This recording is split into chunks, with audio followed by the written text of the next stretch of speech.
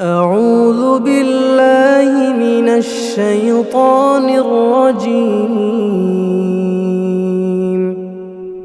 بسم الله الرحمن الرحيم. الحمد لله الذي أنزل على عبده الكتاب ولم يجعل له عوجا قيما لينذر بأسا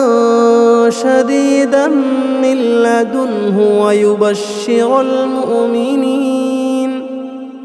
ويبشر المؤمنين الذين يعملون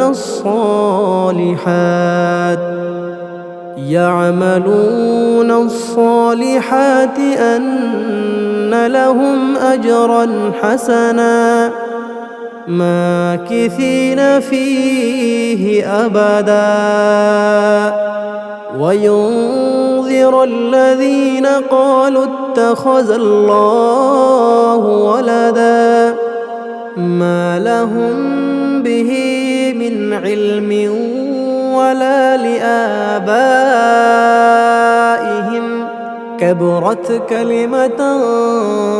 تخرج من أفواههم إن يقولون إلا كذبا فلعلك باخع نفسك على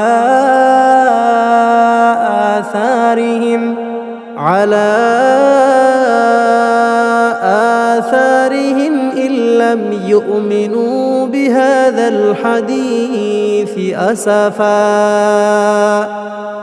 إنا جعلنا ما على الأرض زينة لها لنبلوهم أيهم أحسن عملا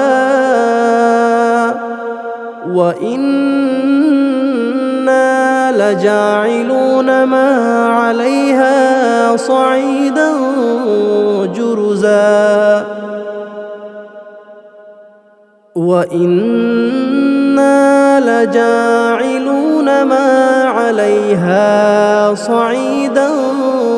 جرزا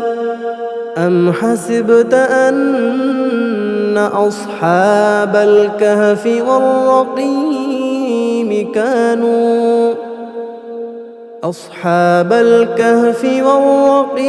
كانوا من آياتنا عجبا إذ أوى الفتية إلى الكهف فقالوا ربنا آتنا من لدنك رحمة وهيئ لنا من أمرنا رشدا فضربنا على آذانهم في الكهف سنين عددا ثم بعثناهم لنعلم أي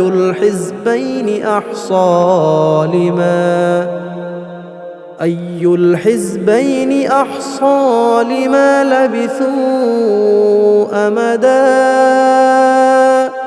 نحن نقص عليك نبأهم بالحق إنهم فتية آمنوا بربهم وزدناهم هدى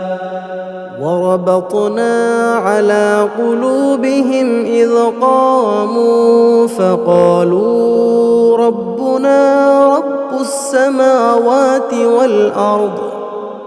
رب السماوات والأرض لن ندعو من دونه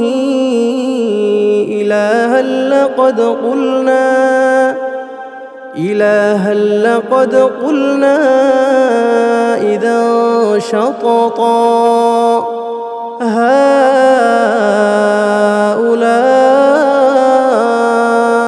قوم اتخذوا من دونه أهلها لولا يأتون عليهم بسلطان بين فمن أظلم ممن افترى على الله كذبا وإذ اعتزلتموهم وما يعبدون إلا الله فأبوا إلى الكهف ينشر لكم ربكم من رحمته ويهيئ لكم من أمركم مرفقا وترى الشمس إذا طلعت تزاور عن كهفهم ذات اليمين وإذا غربت تقرضهم ذات الشمال وهم في فجوة منه ذلك من آيات الله من يهد الله فهو المهتد ومن يضلل فلن تجد له وليا مرشدا وتحسبهم أيقاظا وهم رقود ونقلبهم ذات اليمين وذات الشمال وكلبهم باسط ذراعيه بالوصيد لو اطلعت عليهم لوليت منهم فرارا ولملئت منهم رعبا وكذلك بعثناهم ليتساءلوا بينهم قال قائل منهم كم لبثتم قالوا لبثنا يوما أو بعض يوم قالوا ربكم أعلم بما لبثتم فابعثوا أحدكم بورقكم هذه إلى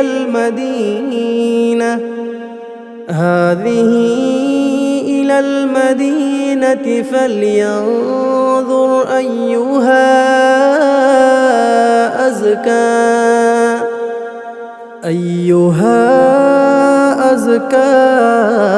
طعاما فليأتكم برزق منه وليتلطف ولا يشعرن بكم أحدا إنهم إن يظهروا عليكم يرجموكم أو يعيدوكم في ملتهم ولن تفلحوا إذا أبدا وكذلك أعثرنا عليهم ليعلموا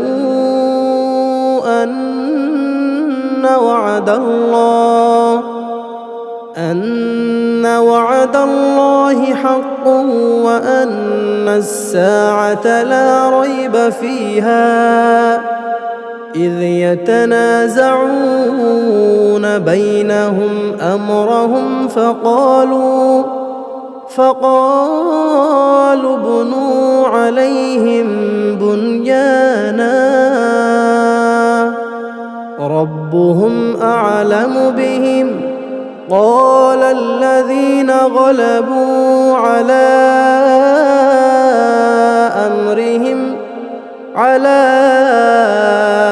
أمرهم لنتخذن عليهم مسجدا سيقولون ثلاثة رابعهم كلبهم ويقولون خمسة سادسهم كلبهم رجما بالغيب ويقولون سبعة وثامنهم كلبهم قل ربي أعلم بعدتهم ما يعلمهم إلا قليل فلا تمار فيهم إلا مراء ظاهرا ولا تستفت فيهم منهم أحدا ولا تقولن لشيء إني فاعل ذلك غدا إلا أن يشاء الله واذكر ربك إذا نسيت وقل عسى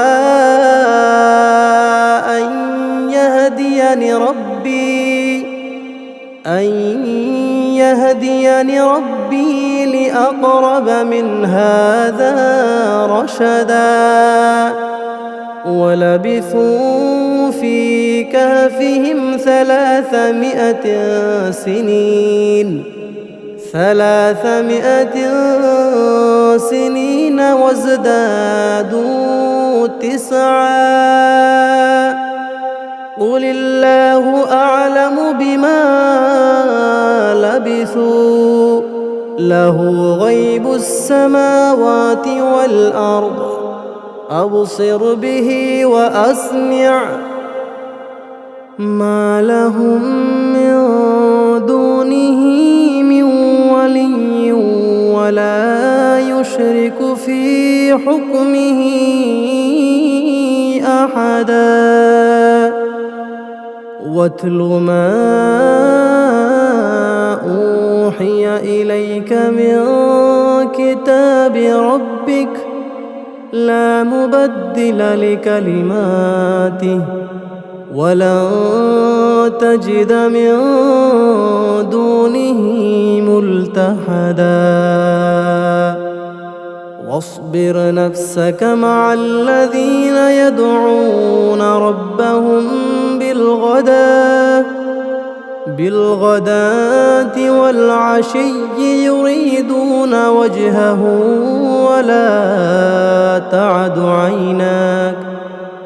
ولا تعد عيناك عنهم تريد زينة الحياة الدنيا ولا تطع من أغفلنا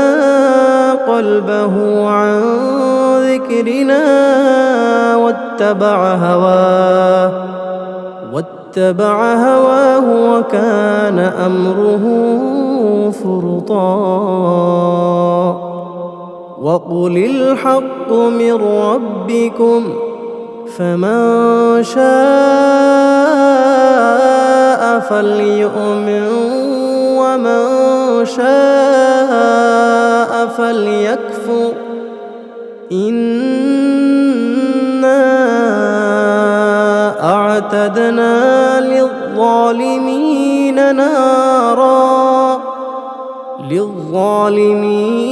نارا أحاط بهم سرادقها وإن يستغيثوا يغاثوا بماء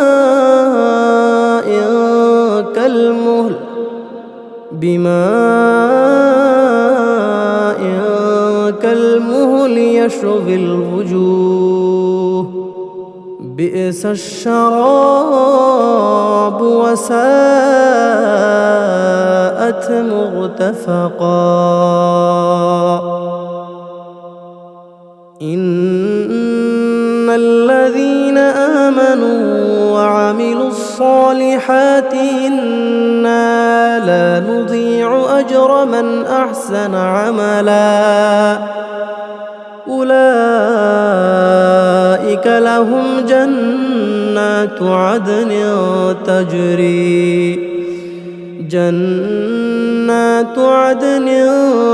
تجري من تحتهم الأنهار يحلون فيها من أساور من ذهب ويلبسون ثيابا خضرا من سندس واستبرق متكئين فيها على الأرائك نعم الثواب وحسنت مرتفقا. واضرب لهم مثلا الرجلين جعلنا لأحدهما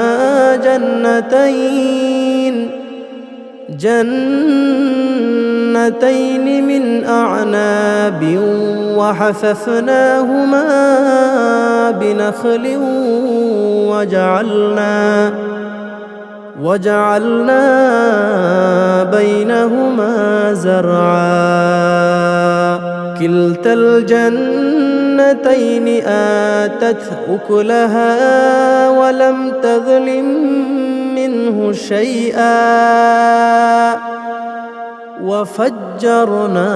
خلالهما نهرا وكان له ثمر فقال لصاحبه وهو يحاوره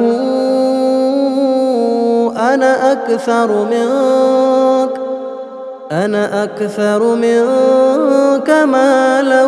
وأعز نفرا. ودخل جنته وهو ظالم لنفسه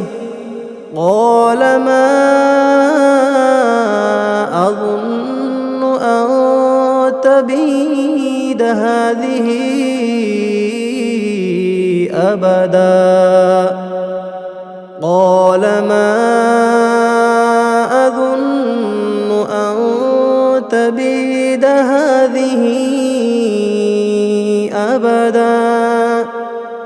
وما أظن الساعة قائمة ولئن رددت إلى ربي لأجدن خيرا منها منقلبا. قال له صاحبه وهو يحاوره أكفرت بالذي خلقك من تراب ثم من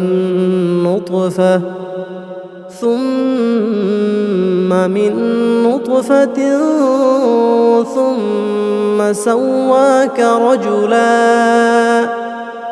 لكن هو الله ربي ولا أشرك بربي أحدا. ولولا إذ دخلت جنتك قلت ما شاء الله لا قوة إلا بالله إن ترني أنا أقل منك مالا وولدا فعسى ربي أن يؤتيني خيرا من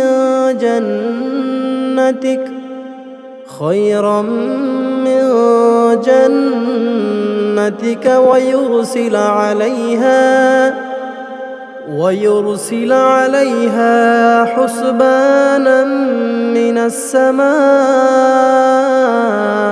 فتصبح صعيدا زلقا أو يصبح ماؤها غورا فلن تستطيع له طلبا ماؤها غورا فلن تستطيع له طلبا وأحيط بثمره فأصبح يقلب كفيه على ما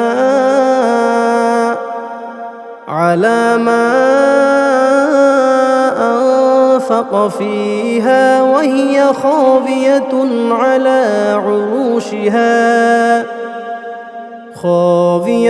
على عروشها ويقول يا ليتني لم أشرك بربي أحدا ولم تكن له فئة ينصرونه من دون الله وما كان منتصرا هنالك الولاية لله الحق هو خير ثوابا وخير عقبا واضرب لهم مثل الحياة الدنيا كماء إن أنزلناه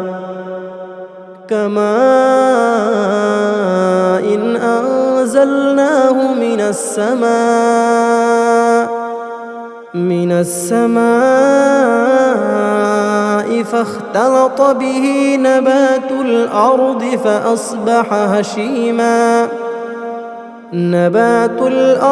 فأصبح هشيما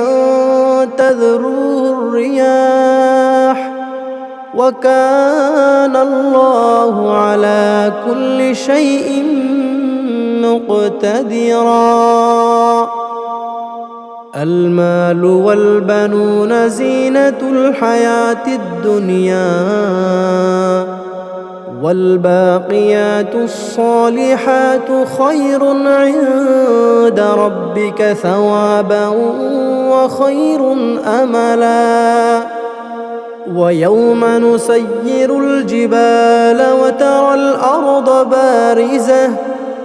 وحشرناهم فلم نغادر منهم أحدا وعرضوا على ربك صفا لقد جئتمونا كما خلقناكم أول مرة بل زعمتم أن لن نجعل لكم موعدا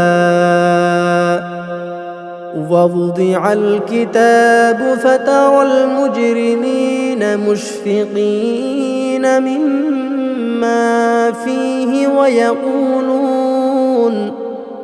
ويقولون يا ويلتنا ما لهذا الكتاب لا يغادر صغيرة ولا كبيرة إلا أحصاها ووجدوا ما عملوا حاضرا ولا يظلم ربك أحدا وإذ قلنا للملائكة اسجدوا لآدم فسجدوا إلا إبليس كان من الجن ففسق عن أمر ربه أفتتخذونه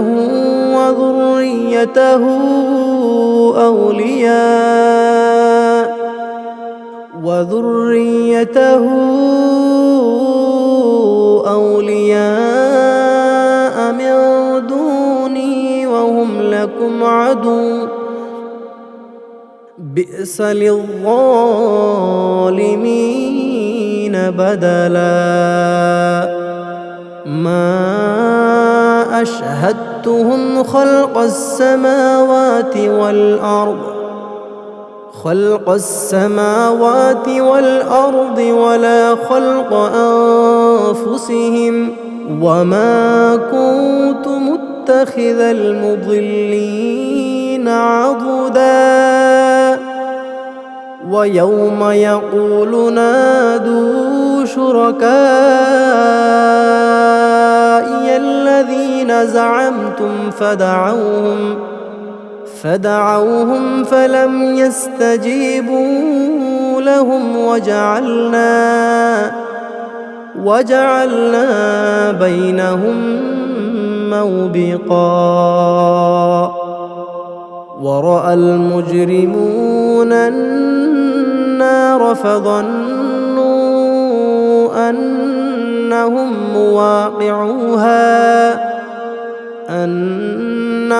مواقعوها ولم يجدوا عنها مصرفا ولقد صرفنا في هذا القرآن للناس من كل مثل وكان الإنسان أكثر شيء جدلا وما منع الناس أن يؤمنوا إذ جاءهم الهدى ويستغفروا ربهم إلا أن تأتيهم سنة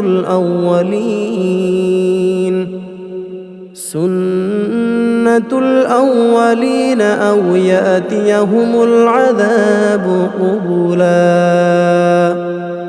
وما نرسل المرسلين إلا مبشرين ومنذرين ويجادل الذين كفروا بالباطل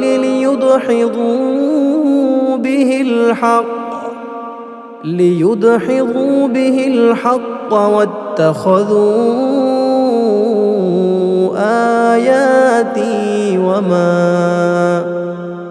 واتخذوا آياتي وما أنذروا هزوا ومن أظلم ممن ذكر بآيات ربه فأعرض عنها ونسي ما قدمت يداه إنا جعلنا على قلوبهم أكنة أن يفقهوه وفي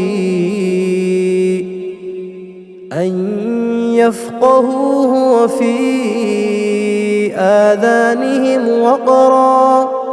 وإن تدعهم إلى الهدى فلن يهتدوا إذن أبدا وربك الغفور ذو الرحمة لو يؤاخذهم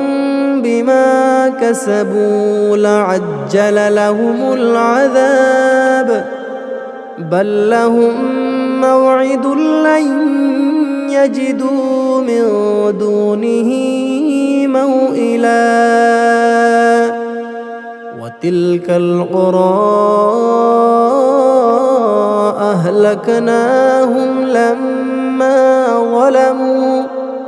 لما ظلموا وجعلنا لمهلكهم موعدا وإذ قال موسى لفتاه لا أبرح حتى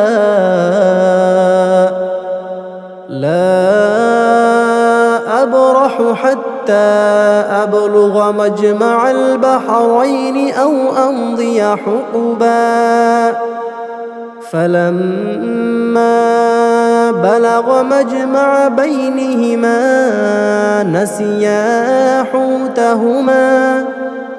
نسيا حوتهما فاتخذ سبيله في البحر سربا فلما جاوزا قال لفتاه آتنا غداءنا لقد لقينا من سفرنا هذا نصبا قال أرأيت إذ أوينا إلى الصخرة فإني نسيت الحوت وما أنسانيه إلا الشيطان أن أذكره واتخذ سبيله في البحر عجبا قال ذلك ما كنا نبغي فارتدا على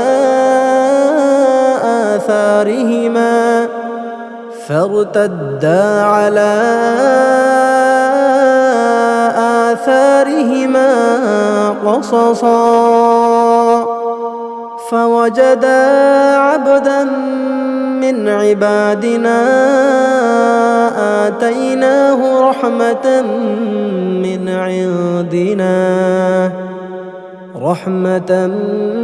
عندنا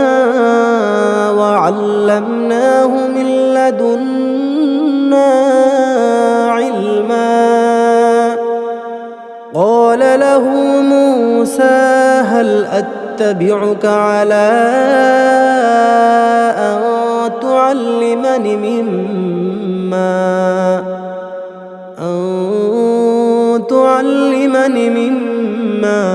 علمت رشدا قال إنك لن تستطيع معي صبرا وكيف تصبر على ما لم تحط به خبرا قال ستجدني إن شاء الله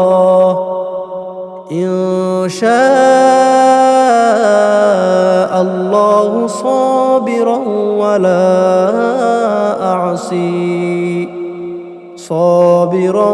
ولا أعصي لك أمرا قال فإن اتبعتني فلا تسألني عن شيء حتى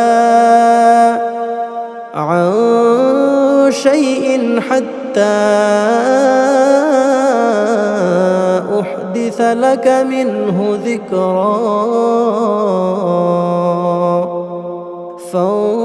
فانطلقا حتى إذا ركبا في السفينة خرقها قال أخرقتها لتغرق أهلها لقد جئت شيئا إمرا قال ألم أقل إنك لن تستطيع معي صبرا قال لا تؤاخذني بما نسيت ولا ترهقني من أمري عسرا فانطلقا حتى إذا لقيا غلاما فقتله قال أقتلت نفسا زكية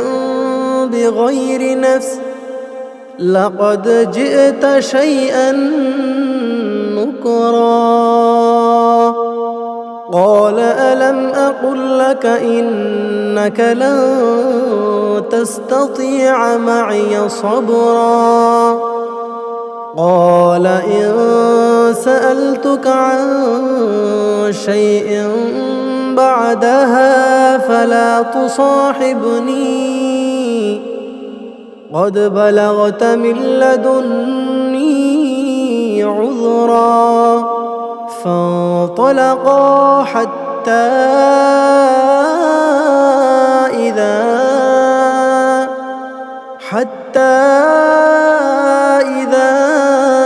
أتيا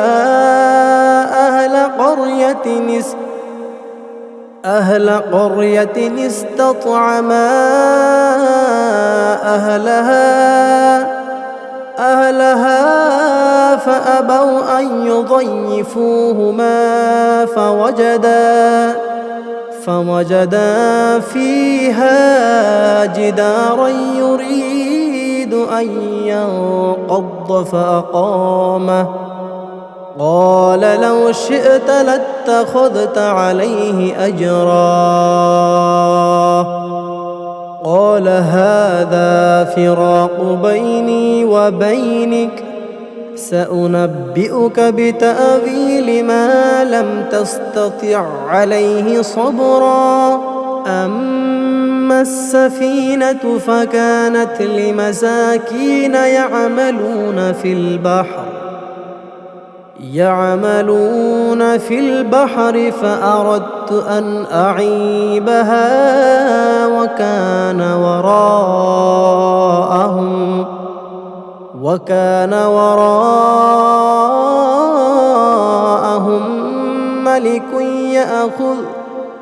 ملك يأخذ كل سفينة غصبا وأما الغلام فكان أبواه مؤمنين فخشينا أن يرهقهما طغيانا وكفرا فأردنا أن يبدلهما ربهما خيرا منه زكاة وأقرب رحما وأما الجدار فكان لغلامين يتيمين في المدينة وكان تحته كنز لهما وكان أبوهما صالحا فأراد ربك أن يبلغا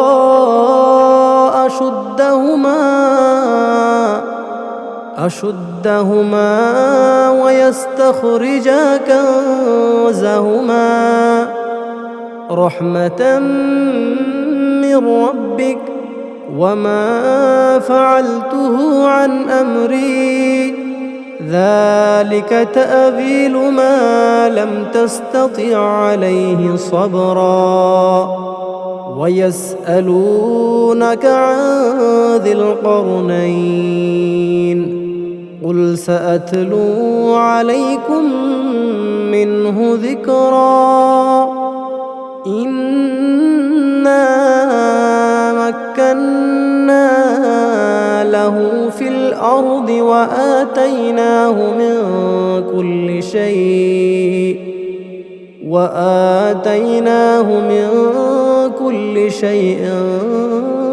سببا فأتبع سببا حتى إذا بلغ مغرب الشمس وجدها تغرب في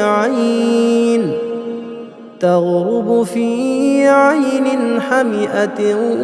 ووجد عندها قوما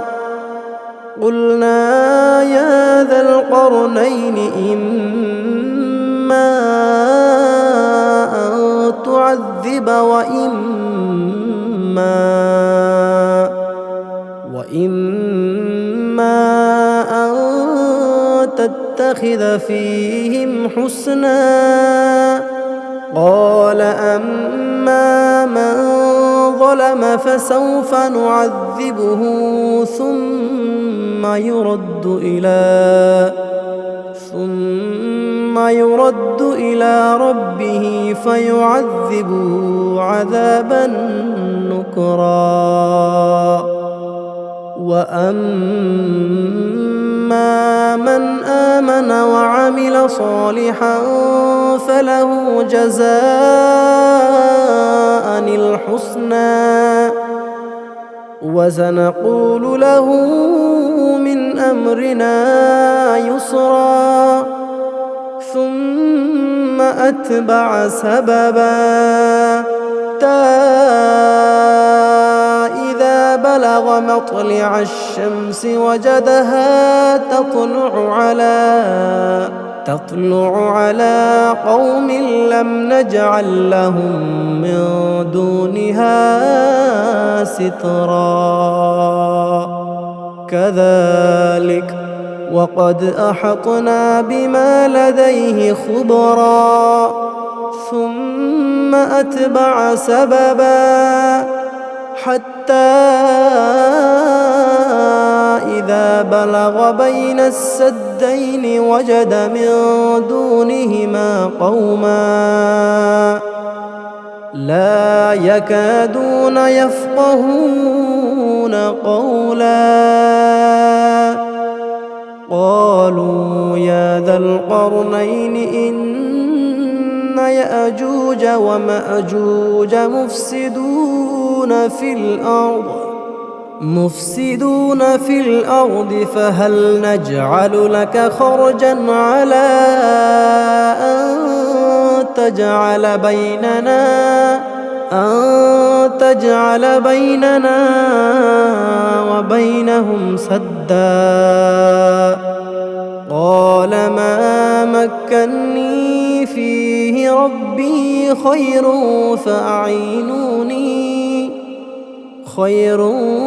فأعينوني بقوة أجعل بينكم وبينهم ردما. آتوني زبر الحديد حتى إذا ساوى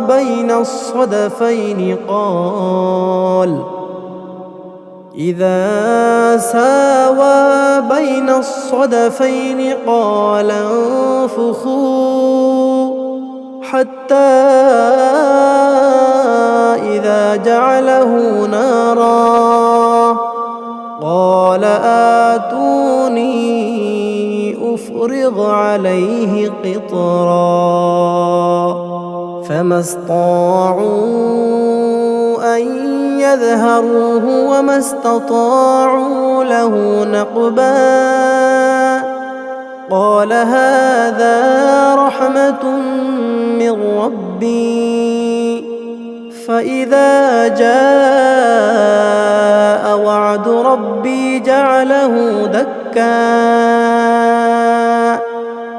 وكان وعد ربي حقا. وتركنا بعضهم يومئذ يموج في بعد ونفخ في الصور فجمعناهم جمعا. وعرضنا جهنم يومئذ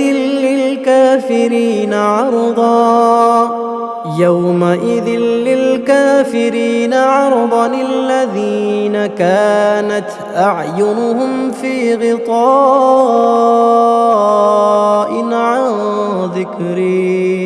عن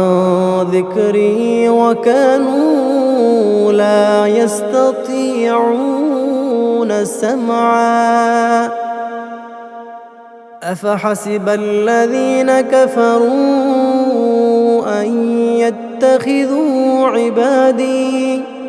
أن يتخذوا عبادي من دوني أولياء إنا وأعتدنا جهنم للكافرين نزلا قل هل ننبئكم بالأخسرين أعمالا الذين ضل سعيهم في الحياة الدنيا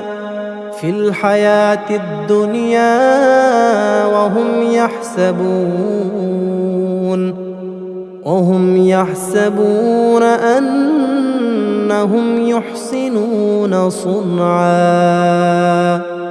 أولئك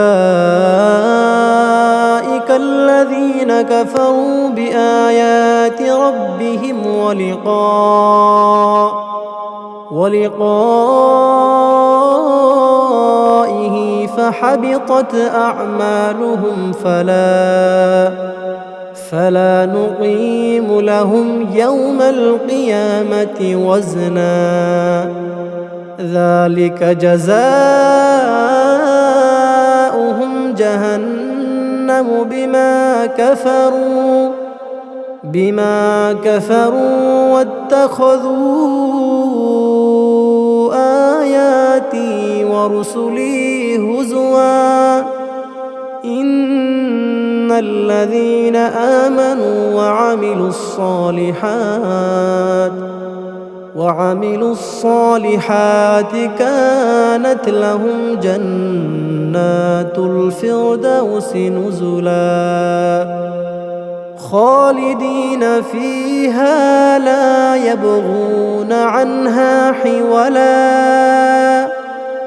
قل لو كان البحر مدادا لكلمات ربي لنفد البحر قبل أن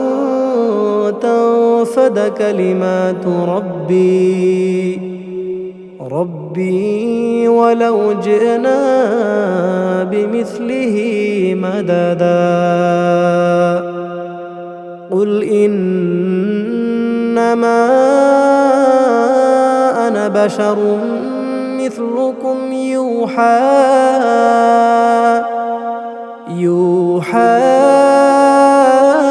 إلي أنما إلهكم إله واحد فمن كان يرجو لقاء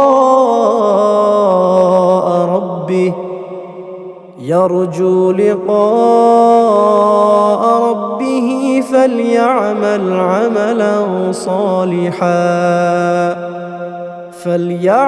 عملا صالحا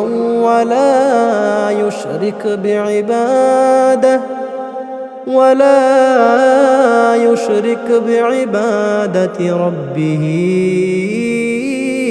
أحدا.